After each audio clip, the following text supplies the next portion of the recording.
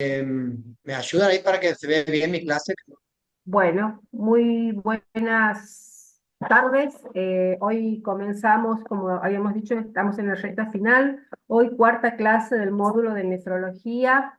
Tenemos el agrado de contar hoy con la disertación del doctor Mario Gosoli. Él es nefrólogo de nuestro medio, reconocido nefrólogo de nuestro medio y es miembro del staff del Hospital Regional Doctor Ramón Carrillo. Continuamos también con la valiosa coordinación del doctor Guillermo Ibáñez en este módulo y bueno, comenzamos nomás la clase, doctor Mario, cuando quieras y bienvenido. Diana, ¿qué tal? Buenas noches. Yo tengo la duda, no sé si aparezco en la cámara porque yo no puedo ver. No estás apareciendo, pero ahora lo único que aparece es la presentación, así que Ah, si puedes bueno, abrir listo, tu cámara. perfecto. Si le podemos hacer Bien. así, perfecto. Dale, dale. Bueno, primero, muchísimas gracias por la invitación. Eh, el doctor Ibáñez, la doctora Generoso. Mi nombre es Mario Gosoli, médico nefrólogo de aquí del Hospital Santiago del Estero, del Hospital Regional. Ramón Carrillo. Bueno, la clase que me ha tocado a mí presentar es el riñón de sepsis, una hermosa clase, la verdad que siempre me ha entusiasmado este tema durante mi residencia, una clase muy interesante. Así que bueno, vamos a empezar. Vos, Doc, me avisas si es que no se Avisamos, ve si o hay algo, ¿ah? algo. Por favor. Sí, te avisamos si no se ve o no se escucha, te Dale, dale, avisamos. dale, Dale, dale. vos Muchísimas tranquilo. gracias. Dale. Dale.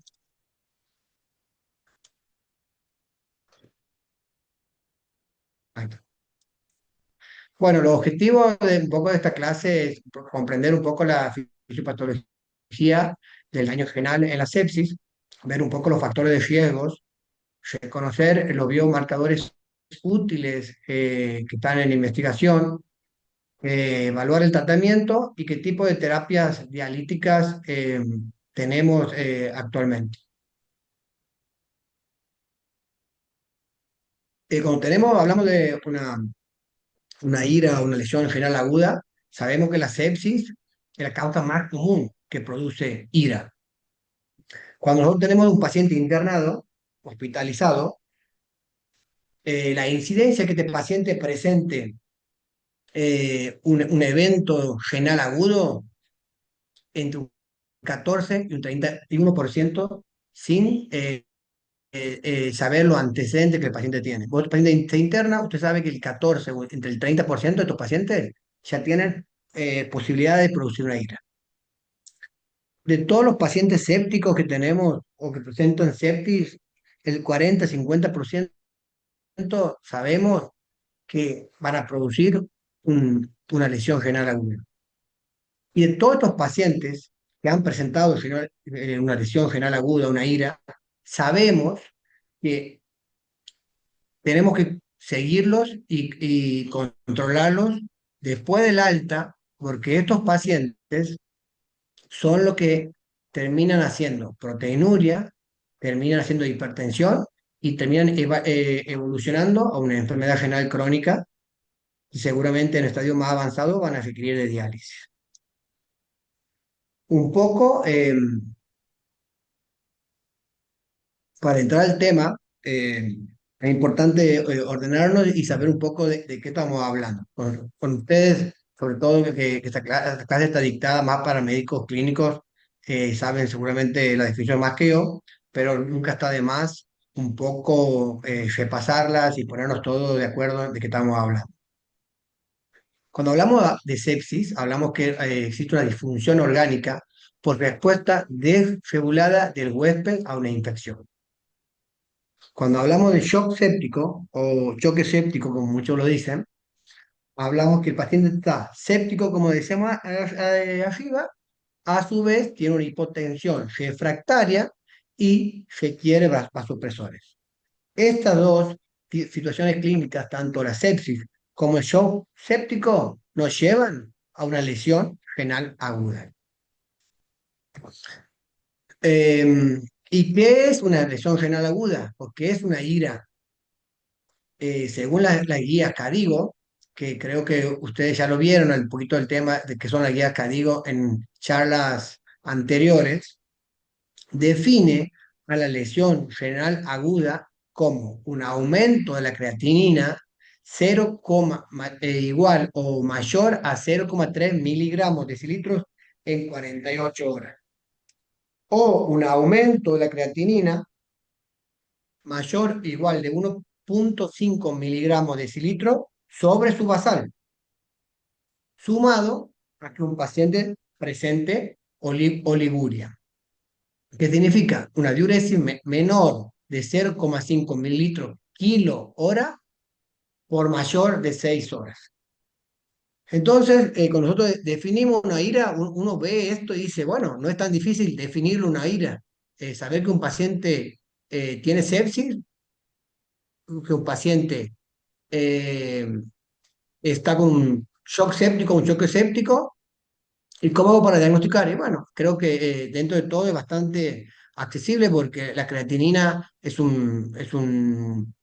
lo podemos medirla, creo que en todos los hospitales, por lo menos aquí en Santiago del Estero, tanto como en el interior como en Capital, uno pide una creatinina y todo la hacen, creo que nadie no puede no hacerla.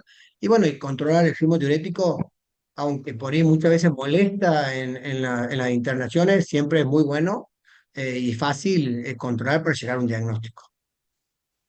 Cuando nosotros hablamos de ira, podemos clasificarla a la ira según la etapa para ver un poco también cómo podemos actuar.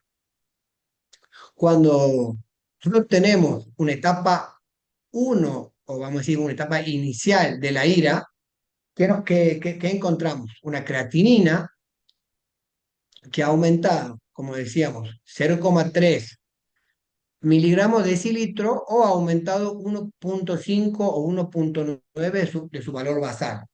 Y la oliguria se encuentra entre 6 y 12 horas. Digamos, está iniciando un proceso de una lesión renal aguda, podemos actuar y ponemos a hacer un tratamiento. Creo que ya lo vamos a ver el tratamiento, pero estamos en una etapa que nosotros podemos tener algún tipo de accionar, no tan invasivo, digamos lo que le quiero decir. En la etapa 2 ya la creatinina sérica ya se va un poco más elevada, con un puntaje entre 2 a 2,9 y valor basal. Y la diuresis o la oliguria ya es mayor a 12 horas.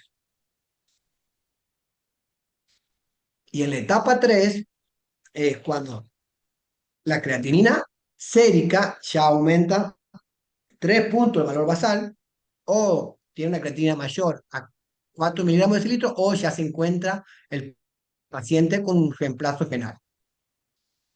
Y cuando hablamos de la orina o de la diuresis, esta diuresis ya es mayor a 24 horas y el paciente creo que ya no hay mucho tratamiento médico que podamos ofrecerle, y en este caso ya tenemos otro tipo de tratamiento más invasivo.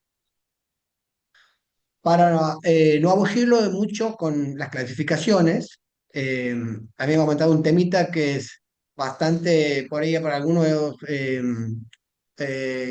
aburrido, vamos a decir, que es la fisiopatogenia, pero es muy importante para ver el tratamiento que después le ofrecemos a nuestro paciente. Hace muchos años se creía que la lesión renal aguda solamente se daba por hipoperfusión, digamos. A nivel de la macrocirculación, existía isquemia que disminuye el aporte de oxígeno y produce NTA, necrosis tubular aguda. Pero se vio que no era solamente una afección de hipoperfusión a nivel macrocirculatorio, sino que la fisiopatogenia de la lesión renal aguda es un poco más profunda, y también se altera la microcirculación. También hay hipoxia tisular y tubular por disfunción endotelial. También hay inflamación sistémica con necrosis y apoptosis tubular. En este cuadrito, no sé si se logra ver bien, pero la verdad que me pareció interesante, en donde podemos ver, como le decía, una afección macrocirculatoria con vasodilatación arterial, y desequilibrio entre la demanda y la perfusión. A nivel microcirculatorio, hay un compromiso a nivel de los capilares peritubulares, produciendo la injuria general aguda. Como todos sabemos, los riñones tienen una alta demanda energética con un alto contenido de mitocondria. Después del corazón, creo que el riñón es el órgano que más mitocondria tiene. A nivel mitocondrial, hay una disrupción mitocondrial con un edema a nivel mitocondrial, hinchazones, que le dicen ellos, de la mitocondria, y una alteración en la dinámica a nivel de la fusión y ficción mitocondrial. Y por último, hay a nivel del sistema femenino angiotensina, aldosterona, una vasoconstricción de la arteriola aferente con una vasodilatación de la arteriola eferente, disminuye el gradiente de filtración y por lo cual disminuye la presión de filtración glomerular. Esto es un poco un resumen de en los 4 puntos o 5 puntos que interviene la fisiopatogenia de una lesión renal aguda. ¿Qué es lo importante en la ira? Lo más importante y lo que yo quiero es, dejar un poco recalcar aquí, que lo más importante está al alcance de todos. Lo más importante de la ira es evaluar al paciente, evaluar a qué está expuesto el paciente y cuáles son los síntomas o los signos que tiene un paciente con ira. No sé, ahí veo que como que hacen preguntas, no sé si es para mí o la vemos después, o si yo sigo, después vemos las preguntas, si se escucha Las bien. hacemos después al final. Vos seguís tu disertación, van a ir registrando las preguntas en el chat y las hacemos al final. Perfecto, se escucha bien, ¿no? Perfecto. Yo como no me veo, la verdad que tengo, no sé, tengo, como digo, capaz que no me están escuchando. Bueno, Te avisamos, doctor, te avisamos seguimos. nosotros. Cualquier cosa. Dale. Vos cualquier cosa me avisa. Entonces, ¿qué tenemos que evaluar de un paciente cuando está internado? Es muy importante evaluar los antecedentes de enfermedades crónicas, renales preexistentes, cuando un paciente obviamente es diabético, cuando un paciente es hipertenso, cuando un paciente tiene historias de piedras en los riñones, un paciente HIV, un paciente que tiene infección del tracto urinario o una obstrucción del tracto urinario, cuando tiene falla cardíaca, cuando tiene una enfermedad crónica pulmonar hepática o una anemia o obviamente un cáncer, estos pacientes son mucho más, están más predispuestos a sufrir una lesión renal aguda. ¿Qué tenemos que ver del paciente que ha estado expuesto? Dice, aquí te pone muchos cosas importantes, vamos a decir, si el paciente está expuesto a nefrotóxicos, si el paciente está expuesto a alguna medicación o hierba alternativa, si el paciente, bueno, obviamente estado expuesto a situaciones, al clima aquí caliente, como Santiago del Estero estamos todos expuestos. Pero todas estas cosas que están expuestos el paciente son muy importantes para evaluar al paciente y ver cómo se puede actuar con otro tipo de paciente. Y obviamente ver los síntomas que tiene el paciente, porque esto es muy importante. Si el paciente tiene edema, está deshidratado, está en coma, está con sangre o puso en la orina, obviamente uno ya va viendo que el paciente tiene algún tipo de afección renal y hay que tener muy en cuenta para evitar la progresión de la enfermedad del riñón. Esta es una tablita, la verdad que muy interesante cuando estaba buscando información para armar la clase. Vi que en algunos centros buscaban los factores de riesgo para enfermedad renal y le daban una puntuación. Aquí dice una puntuación mayor o igual de 3 puede considerarse como un punto de corte para identificar a los pacientes con ciego moderado o alto de ira. ¿Y cómo le daban los puntos? Bueno, obviamente, paciente con enfermedad renal crónica, paciente que tenía oliguria, obviamente ya tiene el criterio de ira, le daba 4 puntos. Paciente que estaba infectado o que tenía fiebre le daba 1 punto. Paciente con hipotensión o shock le daban 2 puntos. Paciente embarazada con hipertensión le daban 2 puntos. Paciente que tenía pérdida del apetito, 1 punto. Paciente de HIV, paciente en coma o anemia, así sucesivamente le iban evaluando cuáles eran los factores de riesgo más importantes, le daba una puntuación. La verdad, lo que le compartí me pareció muy interesante, porque de esto lo puede hacer, como le digo, todo el mundo para evaluar al paciente, que nosotros sabemos que puede evaluar una ira y evitar que esta enfermedad progrese a estadios más difíciles y que el tratamiento sí no se puede hacer en todos lados. Entonces, ¿cómo, para remarcar un poco qué es lo que nosotros tenemos que tener para diagnosticar una ira? Ya dijimos 2 cosas, la creatinina y la diuresis. Pero aquí le pongo otros puntitos para que más o menos lo veamos y siempre es lindo charlar estos temas.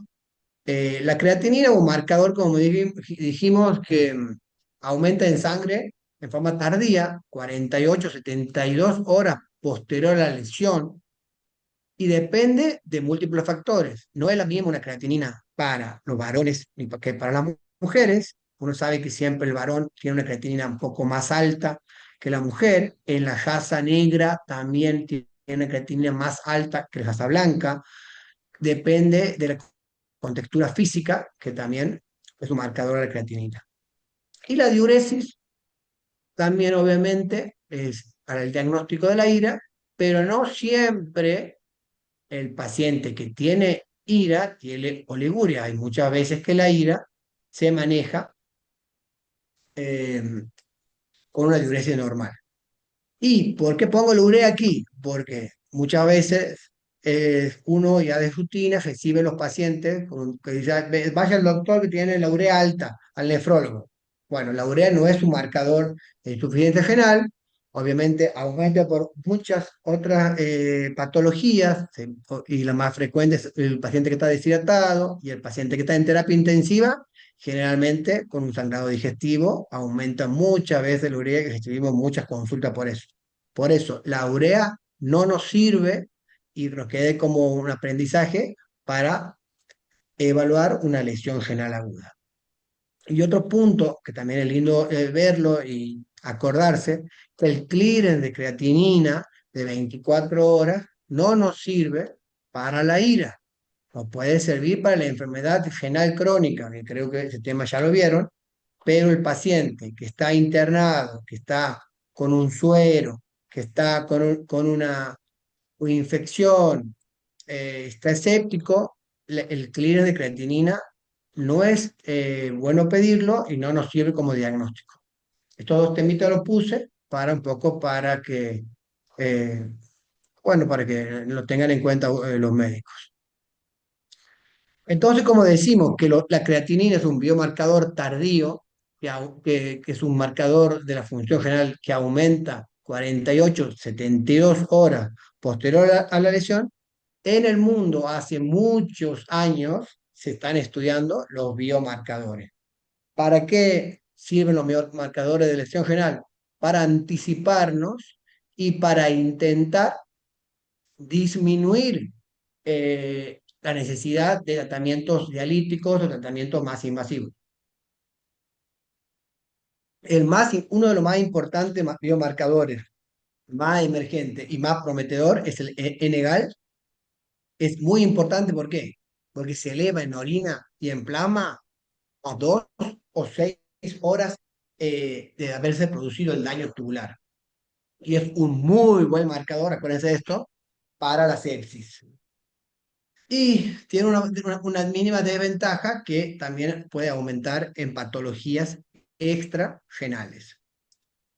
Después otro biomarcador, el KIM-1, que es una glicoproteína de transmembrana. Su producción aumenta en el túbulo proximal, en necrosis tubular aguda, en ira por tóxicos de isquemia, tiene un problema que se mide en orina. ¿Por qué es un problema? Porque si el paciente está oligúrico o anúrico, este biomarcador no nos va a servir. Pero sirve para ver si el paciente persiste con este biomarcador elevado, puede hablarnos que va a evolucionar a una enfermedad renal crónica. Y otro marcador que se estudia hace muchos años es la cistatina C, que es una proteína de bajo peso molecular que se filtra por el glomérulo y no se absorbe. Aumenta ante la creatinina, pero mucho más tardío que el Enegal.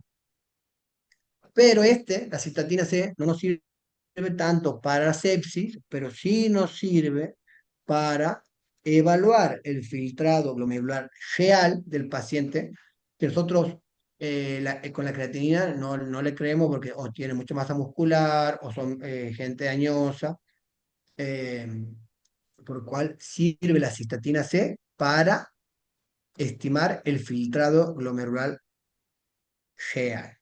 Estos biomarcadores se usan en Argentina muy poco. Sé que he estado averiguando y que en Favaloro, en dos, tres clínicas en Buenos Aires, pero no se usan. Yo de que empecé la residencia ya hace 20 años, era lo que todos prometían que los biomarcadores, y bueno, siguen siendo, están en estudios, siempre son muy caros, obviamente, en relación con la creatinina, hay mucha diferencia de precio, por lo cual siguen, como les decía, estudiándose y ojalá que a futuro nos ayude para poder no solamente evaluar el diagnóstico, sino también evaluar el tratamiento que le estamos haciendo al paciente.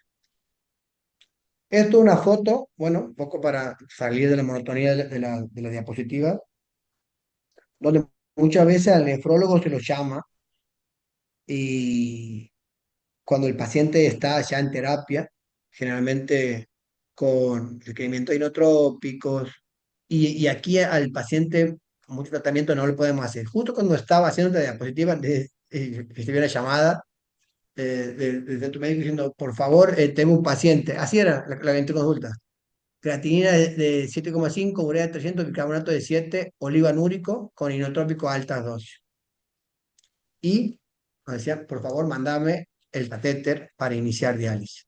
Es lo que nos pasa muchas veces en los centros médicos, en donde la prevención no es la herramienta más fuerte y en donde nosotros deberemos hacernos fuertes.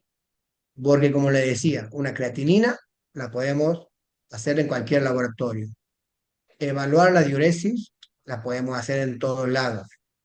Y ver el tipo de paciente que tenemos y el paciente que se interna en la clínica, en el hospital, es muy importante. Porque seguramente este paciente que nos tiene en interconsulta es un paciente que hipertenso, diabético, que se ve internado hace aproximadamente 7 10 días y recibió nefrotóxicos de diferentes características. Entonces siempre es bueno un poco hacernos el tiempo para charlar con los pacientes, ver los antecedentes, arreglar la medicación y evitar que el paciente llegue al tratamiento dialítico o el tratamiento invasivo. Como le decía, prevención en este paciente ya no podemos hacer. Ya los factores riesgos ya no se van a poder modificar, los nefrotóxicos que ha recibido, ya lo ha recibido, los, los los antibióticos no estaban reglados de manera adecuada, entonces eso ya mucho ya no lo podemos hacer. Siempre los objetivos principales tienen que verse en el reconocimiento precoz de la sepsis y en el inicio del tratamiento. Aquí un poco, es lindo para hablar, charlar, el tratamiento no invasivo del paciente con una ira. Si nosotros vamos a hablar de tres tratamientos, antibióticos, hidratación e inotrópicos, para no aburrirlo un poco. Pero sí es bueno esto remarcar. Cuando nosotros recibimos un paciente con sepsis, es muy importante que el antibiótico debe administrarse dentro de la primera hora de la presentación del cuadro séptico. Esto es muy, muy importante. Está demostrado que disminuye la, la evolución a una etapa más avanzada de enfermedad renal. Después, ¿qué tipo de antibiótico? Creo que no le puedo, usted sabe más que yo en qué tipo de antibiótico. Obviamente que uno va a ver qué antecedentes tiene el paciente, qué tipo de infección tiene el paciente, para ver qué antibiótico uno le va a poner empíricamente. Pero siempre es importante evitar los nefrotóxicos como los aminoglucósicos y es muy importante lo que dije arriba, que se deben administrar dentro de la primera hora de la presentación del cuadro séptico. Otro tema lindo, importante y que hay que marcarlo, la reanimación con líquido del paciente séptico o del paciente que está con un shock séptico. Si nosotros tenemos un paciente séptico, la administración inmediata de líquidos endovenosos es fundamental para restablecer los volúmenes intravascular, la perfusión y la oxigenación tisular. Las guías actuales nos recomiendan una expansión de 30 milímetros kilo durante las primeras 3 horas y evaluar cómo responde a esa expansión el paciente. Responde con buena diuresis, bueno, perfecto, lo podemos seguir expandiendo. El paciente no responde con buena diuresis, no es bueno seguir expandiendo el paciente porque está demostrado que hacer un balance hídrico positivo durante una ira aumenta la mortalidad del paciente. Entonces, nosotros si tenemos que dializar un paciente que está sobrehidratado, está demostrado que tiene mayor mortalidad. Entonces, nosotros la expansión la tenemos que hacer 30 mililitros kilogramo durante las primeras 3 horas y ver cómo responde. Responde bien, perfecto. Lo podemos seguir hidratando al paciente. El paciente no responde con buena diuresis, mejor parar la hidratación, llamar al nefrólogo y ver qué conducta podemos seguir. Con respecto a los vasoactivos, bueno, a esto no hay mucho que creo que hablar ni discutir. Las guías internacionales recomiendan la noradrenalina como primera línea para mantener una PAM al menos de 65 milímetros de mercurio para el paciente con shock séptico. Esto sí, bueno, por ello yo quería hablar un poco siempre de diálisis sobre todo, que de nefrología lo que más hacemos. En un paciente que son hipertensos preexistentes y están con un shock séptimo, mantener una PAM por arriba de 85 milímetros de mercurio en los pacientes hipertensos previos, ¿no? Demostró que estos pacientes, cuando presentan una ira y requieren de diálisis, necesitan menos cantidad de diálisis con respecto a los pacientes que han mantenido una TAM de 65 milímetros de mercurio. Entonces, el paciente hipertenso hay que mantenerlo un poco más hipertenso, con una PAN un poco más alta, y esto ha demostrado que los pacientes van a realizar menos, se van a recuperar más rápido, vamos a decir. Entonces, bueno, ya una vez que tenemos al paciente, que el paciente ya tiene el diagnóstico de una lesión renal aguda, que al paciente hemos intentado hidratarlo, que hemos puesto el antibiótico dentro de la primera hora, hemos evitado ponerle un nefrotóxico si el paciente tiene un antecedente de hipertensión, de diabetes, de enfermedad renal crónica o de alguna de las enfermedades que dijimos, y el paciente no responde orinando, el paciente sigue oligúrico, bueno, este paciente cada día está más cerca de tener un reemplazo renal, alguna terapia de reemplazo renal. Y aquí un poco he puesto las indicaciones, que uno cree que todos ustedes las saben, cuáles son las indicaciones que nosotros tenemos para dializar un paciente. Acidosis metabólica severa, síndrome urémico, con una encefalitis, bueno, obviamente encefalitis, convulsión, eh, la hipercalemia, con un potasio mayor a 6 o sobrecarga de volumen refractario y los diuréticos. Estas indicaciones creo que ninguna va sola, digamos. Si uno tiene una acidosis metabólica, seguramente el paciente está urémico, seguramente el paciente tiene mal manejo del volumen y seguramente se encuentra con hipercalemia. Así que estas indicaciones generalmente van acompañadas. Es muy difícil verla sola. Si un paciente de una acidosis metabólica sola, claro, siempre va con deterioro de la función renal, alteración del potasio. Y estos son un poco cuando el nefrólogo actúa y dice, bueno, la verdad que ya no podemos seguir haciendo un tratamiento médico y debemos dializar. ¿Cuándo debemos dializar al paciente y cómo debemos dializar al paciente? ¿Qué tipo de terapia le vamos a ofrecer al paciente y cuándo? Esas son buenas preguntas que siempre en el ámbito nefrológico han sido muy de discusión, van cambiando y creo que siguen y van a seguir cambiando en el transcurso del tiempo.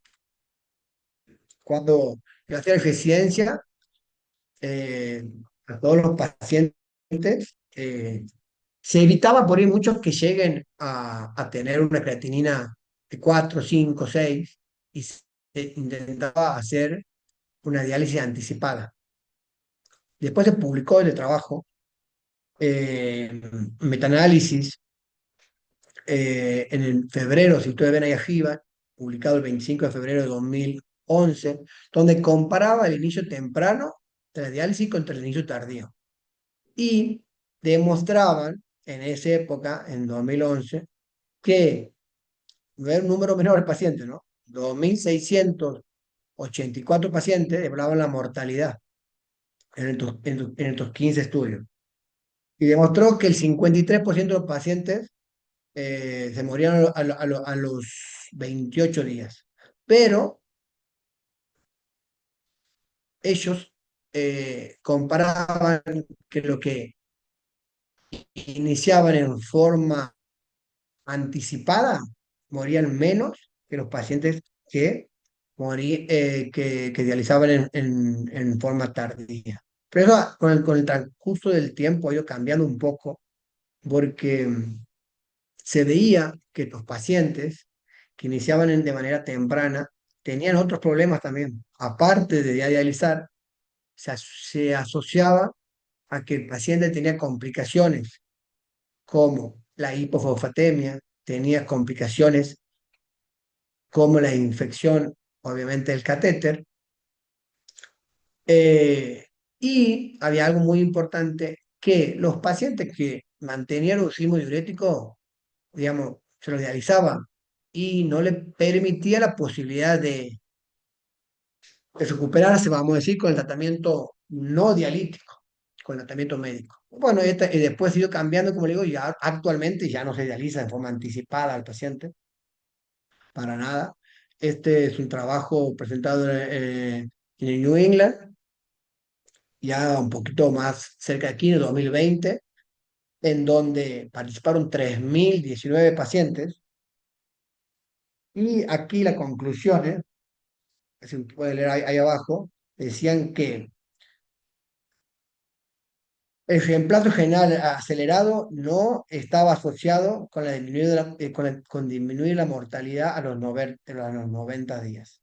Entonces, bueno, por eso le digo que esto era cuando empezara la diálisis, antes se empezaba antes, anticipadamente. Uno iba al terapista y decía, mira, aquí tengo un paciente hipertenso, diabético con 3 de creatinina, 2,5, vamos a dializarlo para evitar que se ponga urémico. Y se lo empezaba a dializar. Actualmente ya no. Ha ido cambiando eso y actualmente, como le digo, ¿a qué paciente se lo dializa? Bueno, al paciente que está oligoanúrico, al paciente que está urémico, al paciente que está hipercalémico o con una combinación de cosas, pero ya anticipadamente, con muchos terapistas o muchas terapias se hacían hace 10 años, ya no se hace más. ¿Y qué tipo, ya con este tema creo que es el último, qué tipo de tratamiento nosotros le podemos ofrecer a los pacientes? Em, Tenemos, creo que la que tienen la diálisis intermitente, es la diálisis que uno más conoce y se hace en cualquier terapia intensiva, en cualquier UCI aquí de Santiago del Estero. Es una diálisis que generalmente, como ustedes saben, dependiendo de los valores del volumen del paciente, del tamaño del paciente, del peso del paciente y de la uremia del paciente, puede durar 1 hora, 2 horas, 3 horas, 4 horas. Es una diálisis que son de bajo costo, que son de fácil manejo. Es una diálisis que la puede realizar cualquier técnico porque están, creo que todos capacitados para este tipo de diálisis, que es la hemodiálisis interna. ¿Cuál es la desventaja de esta diálisis? Es que, bueno, como todos ustedes saben, que el paciente que está con requerimiento de inotrópicos, es muy difícil que el paciente tolere este tipo de diálisis más si está sobrecargado. Si el paciente, uno le dice, no, está con noradrenalina, altas dosis, y a su vez le quiero sacar el líquido, bueno, es muy probable que este tipo de terapia, la hemodiálisis intermitente, en 3 4 horas, un paciente con inotrópicos pueda tolerar este procedimiento. Pero, como le decía, es la más barata dentro de todos, la más accesible por su fácil manejo. Después de esta foto un poco medio antigua, pero que la tenía de residencia, y siempre lo pongo, está la hemodiálisis continua, las terapias continuas. ¿Cuál es la ventaja? Si podemos decir que tiene ventaja, que es más fisiológica. ¿Por qué? Porque al paciente se lo conecta 24 horas a esta terapia. Digamos, a los pacientes que están con inotrópicos, inestables hemodinámicamente, estas terapias son más tolerables por este tipo de pacientes. Yo en el hospital donde hacía la residencia, en el hospital Grich, se usaba mucho en los trasplantados cardíacos, se usaba mucho en los pacientes trasplantados hepáticos,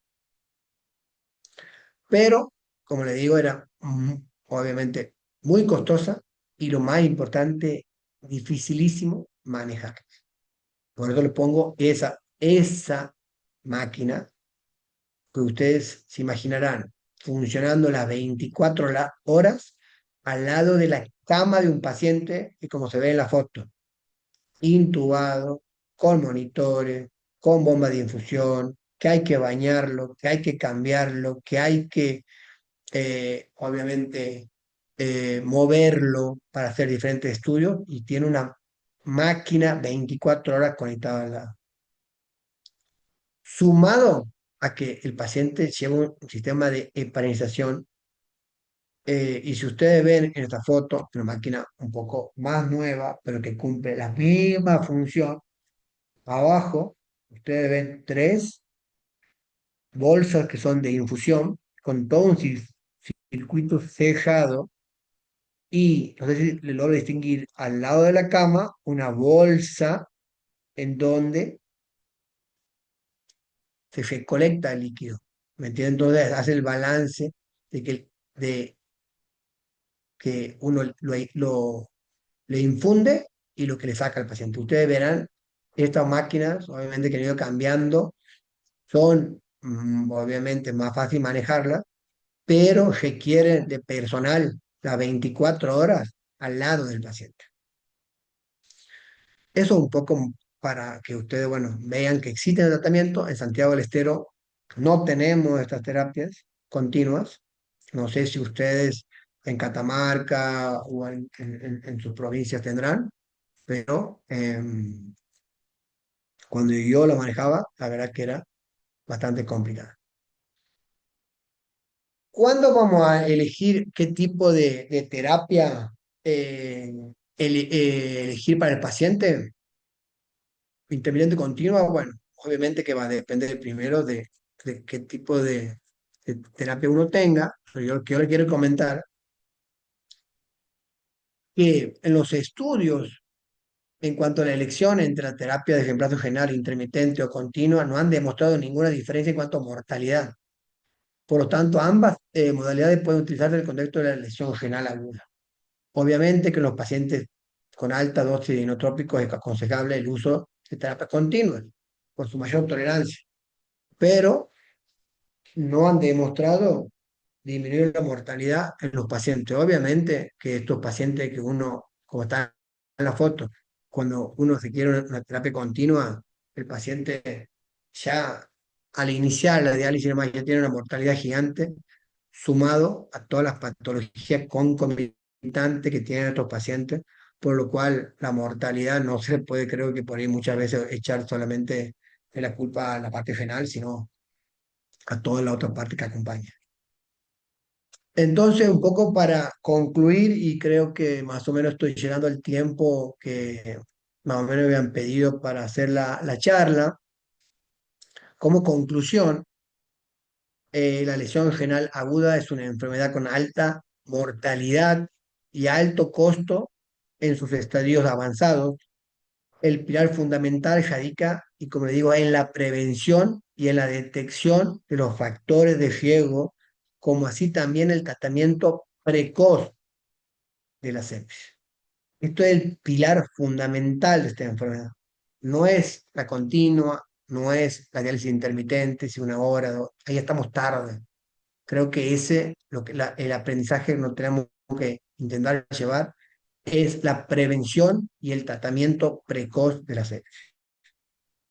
Los biomarcadores, como les decía, siguen en el estudio, hace muchos años que siguen en el estudio.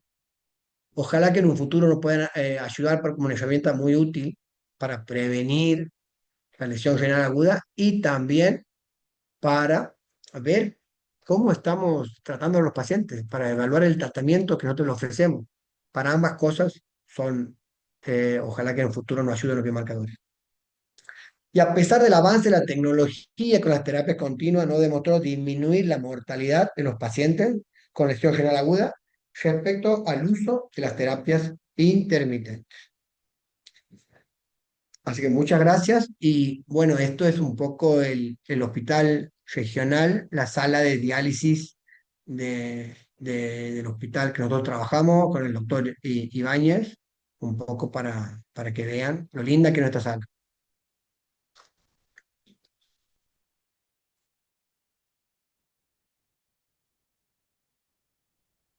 Ahí yo no le escucho Bien. Sí, y hola. Muchas no, gracias, doctor. ahora sí, Ahí Excelente. ahora sí. estamos, ahí, excelente. Ahí Muy no bien sé si. puntualizados todos Bien, los puntos que nos son, valga la redundancia, muy útiles a los médicos no nefrólogos. Puntualizado bien, muy bien lo imprescindible que nos tenemos que llevar de la clase. bien. Eh, Adriana, por ahí, buenas tardes a todos. Guillermo Ibáñez. Muy bien, Mario, la verdad que muy clara la exposición. Seguramente debe haber preguntas, pero hasta que se vayan un poquito leyendo las preguntas, no sé si vos, Adriana, lo puedes ver, yo le voy a ir haciendo algunos sí, comentarios al doctor. ¿Te sí, parece, a hacer los Mario? comentarios y después hacemos las preguntas, ¿dale? Dale, Bien, sí, yo bien. no sé por qué no se ve mi video, yo quiero ver mi video, pero bueno, no sé por qué no lo puedo hacer Vos, que vos aparezca te en el quieres, video. Pero vos bueno, te quieres ver en el video. ¿Quieres sí, que no te sé, me, veamos me en el parece como que video más, vos? más serio, pero bueno, Es Sos, es más sos que serio, mueve pero la sí, cara. ¿qué narcisista. no puedo hacer? Bueno, Pero bueno, no, igual dale, vamos a subir la foto. vamos, Bueno, dale. muy bien, la verdad, la presentación. Un poquito, digamos, para redondear el concepto que estuvo muy claro, la insuficiencia renal aguda es grave, como dijo Mario, porque produce una gran mortalidad. Esa es la importancia. Se mueren muchos pacientes en unidad de terapia intensiva. Cuando el riñón deja de funcionar, tenemos que una complicación que no podemos manejar los volúmenes, no podemos manejar las drogas. etcétera, etcétera, ¿no? Pero, a ver, Mario, te hago una pregunta. No sé si eh, tengo un paciente que te voy a decir, es un Sí, paciente la que verdad que ingresa sí. con una infección intestinal, está séptico, pero resulta que el paciente le vimos cambios en el eléctrico, sospechamos que tiene una lesión coronaria y resulta que, bueno, no sabemos si le Sí. vamos a hacer contraste o no. ¿Qué hacemos? Bueno, no, no. Esto es fundamental, es muy importante, muy buena la pregunta porque nos pasa cotidianamente esto, que nos llaman y dicen, aquí te estoy esperando el paciente porque se está infartando, parece, pero no le hacemos la CCG porque tiene un pre de creatinina. No, no. Digamos, lo importante es el corazón. Digamos, hay que hacerle, no hay que esperar nada, hacer el estudio y después nosotros, los nefrólogos, vamos a intentar ver si lo dializamos, no lo dializamos, si orina, no orina, pero lo más importante, riesgo-beneficio, es su corazón, ver su patología cardíaca, tratar su patología cardíaca. Nosotros después veremos la herramienta que tenemos para tratar su insuficiencia renal, pero Bien. riesgo-beneficio, el corazón. Bien, o sea, sí, a mí me toca como terapista. A las 3 de la mañana el paciente ingresó, no sé, a la noche, a la tarde, a las 3 hace el dolor. O sea, yo a las 3 de la mañana tengo disponibilidad de hacer la CSG, entonces le digo, hágale y mañana el nefrólogo verá. Es así, estamos de Y acuerdo, ¿no es cierto? y el nefrólogo no atiende el teléfono y le hago el CCG. Exacto. Correcto. Y bueno, aunque atienda pobre, no va a poder dializarlo a las 3 de la mañana Claro, tal probablemente, cual, pero bueno, tal listo, cual. entonces le hacemos. A ver, resulta que le pido el cultivo y tiene una urosepsis y el único antibiótico sensible que tiene este paciente que ya tiene una creatinina alta, tiene 4 de creatinina, o sea, es 3 veces más de lo normal, y me dice, tiene sensibilidad a la amicacina. ¿Qué hago yo si el paciente está en Sí. insuficiencia renal? ¿Le doy o no le qué hago?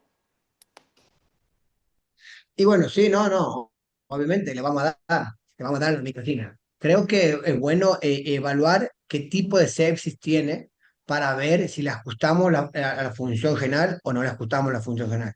Muchas veces nos pasa, tengo un paciente séptico que tiene 28.000 blancos, que parece el corazón, vamos a decir, pero tiene 28.000 blancos, tiene eh, noradrenalina, está olivanúrico y me dice, no, le ajustamos los antibióticos a la función renal. No, no, combatamos la infección a dosis plena y después vemos qué hacemos con el riñón. Si uno tiene que el paciente tiene una creatinina 1,5, el paciente no ha tenido fiebre, no está hipotenso, no está, sí, le ajustamos a la función renal, pero si está Bien. cogiendo riesgo la vida del paciente, yo recomiendo, no sé vos, Guillermo, que es lo que Sí, opinás, dosis sí, sí, plena, sí.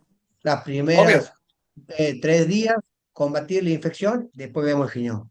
No, no, de acuerdo, porque lo que sabemos que aparte de la toxicidad, ya tienen insuficiencia renal, podemos ver, de ajustar, en todos los libros figuran cómo uno puede más o menos darle los antibióticos. Después lo que le puede producir es una hipoacusia, como se ve con la vancomicina o los aminoglucósidos, pero digamos, en las primeras 48, 72 horas hay que darle, estoy de acuerdo.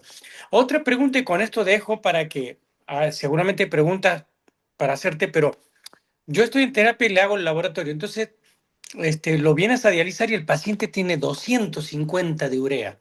Entonces ustedes vienen con la máquina a dializarlo y le pido un laboratorio al día siguiente y tiene 200,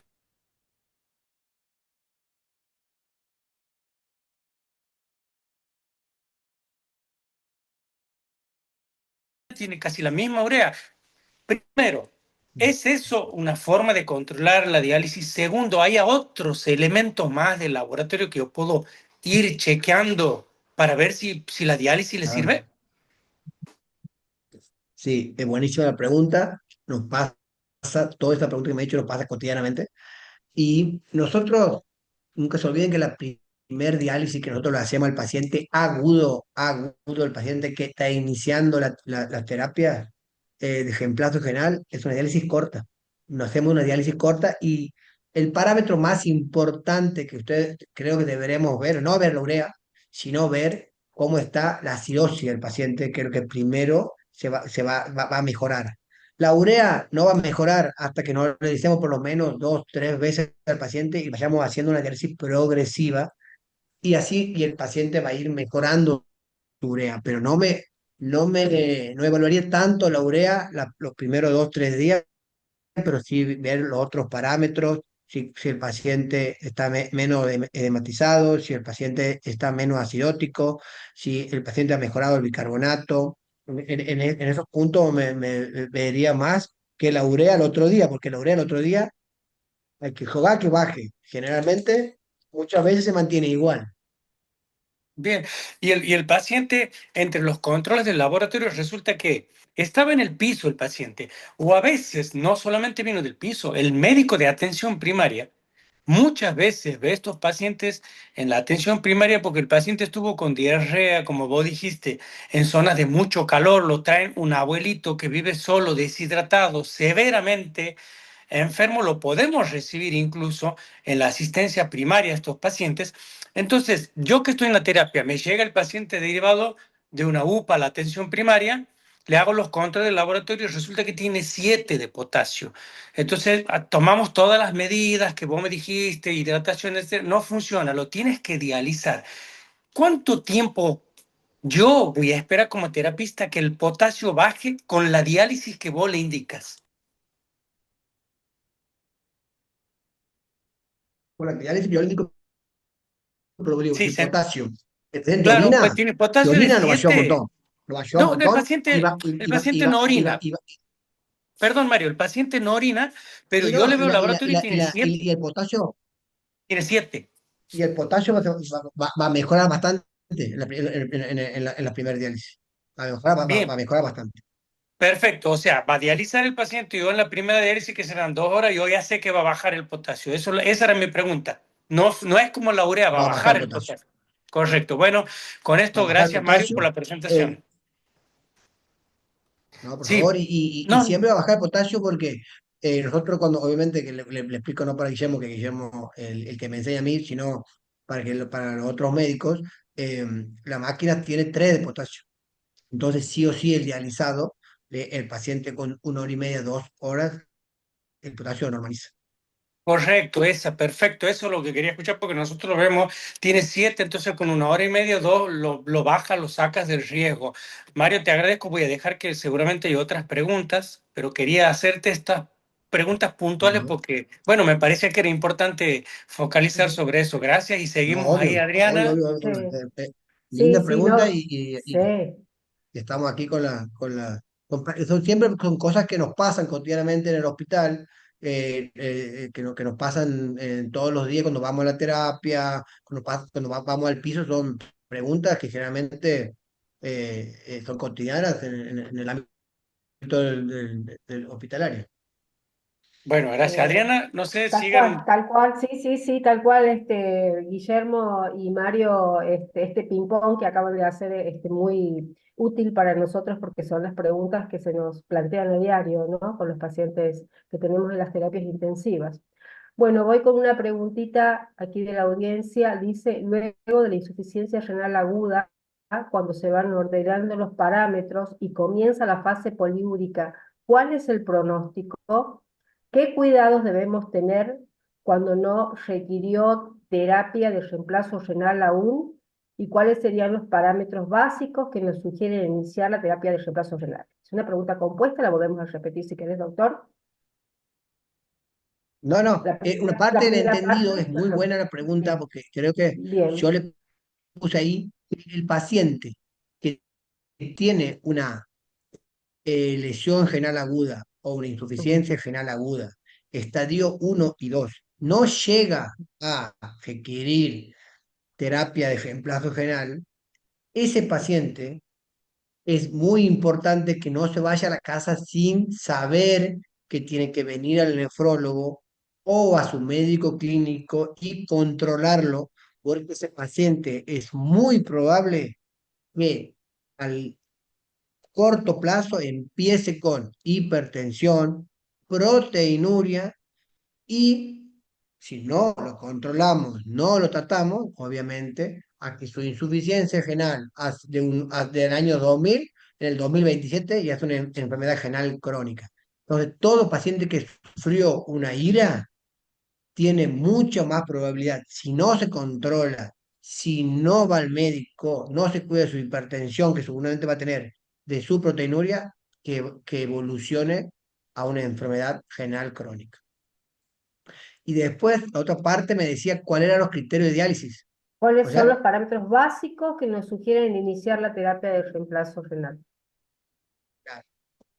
bueno, y si ahí creo que en una diapositiva, si quiero volver un poco para atrás, a ver si lo puedo ver, a ver si puedo verla, pero ahí lo que yo había puesto, las de indicaciones, no sé por qué no puedo volver para atrás, a ver aquí. Puse en una diapositiva que, bueno, las indicaciones siempre, siempre van acompañadas, que la cirrosis metabólica severa, el síndrome urémico, la hipercalemia, la sobrecarga de volumen refractario a los diuréticos. Generalmente estas hipercalemia, generalmente, como dijo el doctor Ibáñez, no va sola, generalmente la hipercalemia va acompañada de oligonuria, va acompañada de deterioro de la función del riñón y va acompañada generalmente de una acidosis metabólica. Entonces, más o menos son, no sé si esa, con esto yo le puedo ayudar a responder esa pregunta. Sí, sí, ahí ha puntualizado los criterios básicos. Bueno, hay salutaciones, excelente clase, doctor. Bueno, excelente presentación, hermosa la sala, muy clara la clase. Así que impresionante la máquina que se utiliza para reemplazar artificialmente los riñones. Eso nos habla de la complejidad de estos órganos y cómo hay que cuidarlos. Eh, bueno, salutaciones, doctor. Bueno, millón de gracias. Lo lamento muchísimo que no pueda haya o podido poner la cámara. Pero bueno, si no hay otra pregunta, Buenas Bueno, noches. la ¿Cómo les doctora va, Lorena. doctor? ¿Cómo les va, doctora buenas. general? Doctor Hugo Soli, soy la doctora Barberis de Catamarca. Lo felicito, la clase ha sido fantástica. Pacientes con riñón de sepsis, creo que en las terapias intensivas es una tarea frecuente, son situaciones muy frecuentes. Pacientes panvasculares, los pacientes que llegan a esta instancia generalmente son pacientes complejos, así que, bueno, ha sido muy útil su clase, muy productiva, le agradecemos muchísimo. Bueno, gracias, Bueno, doctor muchísimas Mario. gracias. Gracias, doctor Ibáñez, también. Muy bien. Bueno, Bueno, muchísimas esperamos gracias. el- Y ¿Mm? ya se está yendo el doctor Ibáñez, ya se va a su casa. Sí, Bueno, no me voy a mi casa precisamente. Ahora yo me voy a encargar de pagarle el caché al doctor porque él es caro, ¿no? O sea, no no, quiere los mostrar su cara. honorarios. No, lo, lo que necesiten siempre, la verdad que muy agradecido por haberme invitado, como le digo, y la verdad que cuando necesiten otra charla, lo que necesiten, la verdad que ningún problema. no Muchas se preocupe, gracias. doctor, nos quedamos con su foto de la presentación del flyer. Así lo conocimos. Ah, bueno. Por lo menos ahí Bueno, no me conocía. Bueno, muchísimas gracias. bueno. Buenas Bueno, noches para buenas Muchísimas todos noches. gracias a los... ustedes. Nos Gracias. vemos. Bueno, Adiós. Gracias. Adiós. hasta Gracias, luego. Mario. Chao, chao. Gracias. Chao, chao.